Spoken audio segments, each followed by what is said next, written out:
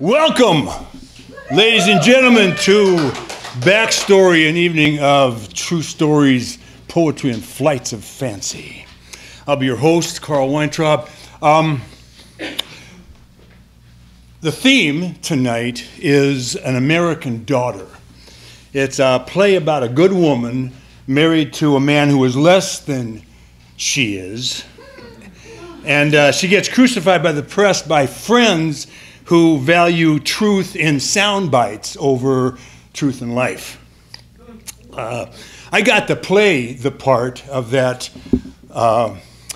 over-the-hill husband in Palo Alto in 1998. And then 2 years later, they turned it into a TV movie with Tom Skerritt and Christine Lahti called Trial by Media, which is what it's about. And it's proved good fodder for a really powerful show tonight.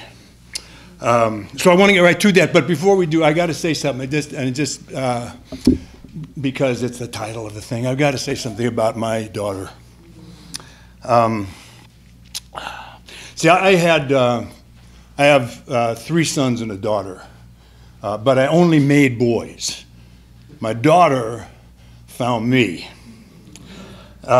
See, there was this girl in high school named Toni Morales, and she was just more beautiful than you can imagine. I mean, like Sophia Loren. It was just way past what any high school kid thinks he can make a match with. But she was cool, and she was sweet, and she was deep, and we would talk and talk. We just talked all the time. Nothing romantic, just friends, but it was deep. And then one of my, towards the end of high school, one of my best friends started to date her, and I backed away, and they got pregnant and married, I think in that order, but I'm not sure. And, was right? She's there, right? And I went off to college. So I finished college, I get married, I have my first son, I moved to New York, I become a stonemason, I break up with my wife, come back to LA, break my back on the way back from LA, so that kind of ends my career as a stonemason. And I'm 27 years old, and I'm living in the house of my parents. One day, Toni calls me up and says, "You ought to come over and see how I've decorated my living space." My best friend was long gone by that time. When her child was just an infant, he had gone down to the corner for a pack of cigarettes and didn't come back. And so Toni had raised this kid by herself, and there had been men in her life, many.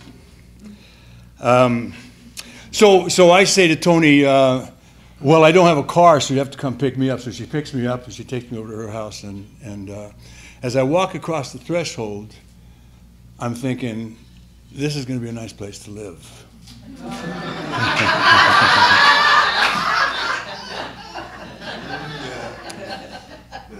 And then I meet Monique. She was 7 and very self-possessed, almost like a little grown-up. But she was still a kid, and she still had an imagination. She still played. She could play. And Toni made us dinner, and we ate dinner. And then Toni said that she had to work the night shift at the restaurant she was working at, and would I hang at the house with Monique? And I said sure. And that night on CBS Radio, there was going to be the first edition of Radio Mystery Theater. They were going to try to, bring back television, radio drama like I used to listen to when I was a kid. So Monique and I listened to Radio Mystery Theater, and then afterwards she drew me pictures of what was in the show, and we bonded. And like I said, Toni had a lot of men in her life between her husband and me, and so there is no real reason for this little girl to trust me on the one hand, even want to hang out with me for another, but she did. She was open and she was easy and fun, and we just had a wonderful time together.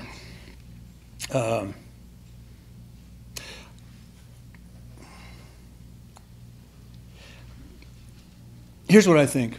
Here's what I like to think. Anyway, I like to think that that there are spirits out there in the ether that are looking for parents to be born into for some reason, for a lesson they need to learn or a lesson they need to teach. Around the time Monique was born, I got my high school girlfriend pregnant, and we had an abortion. And I really do believe that that spirit that was supposed to get to me, what it did was it found its way someplace else that it knew would get back to me at a certain point. That's Monique. That's my daughter. But for years I didn't call her daughter in deference to her last name and, you know, my friend, who still was her dad, until one day. You see, when Tony and I broke up, the kids, Monique and Aram, who's the boy we made together, they would stay with whichever one of us had the best living situation at the time. And there was never any agreement. There was never any, you know, financial agreement or visiting rights or anything like that. Just, you know, wherever was best for them, that's where they'd be. And Monique was 14, and she was walking out the back door one day to go on her way to school, and she turned around and she said, "Will you be my daddy?" Like that. And that's what it's been since then. She's smart, she's talented, she's artistic, she's funny, and she's one of the best friends I have in the world. Mi hija, mi amiga.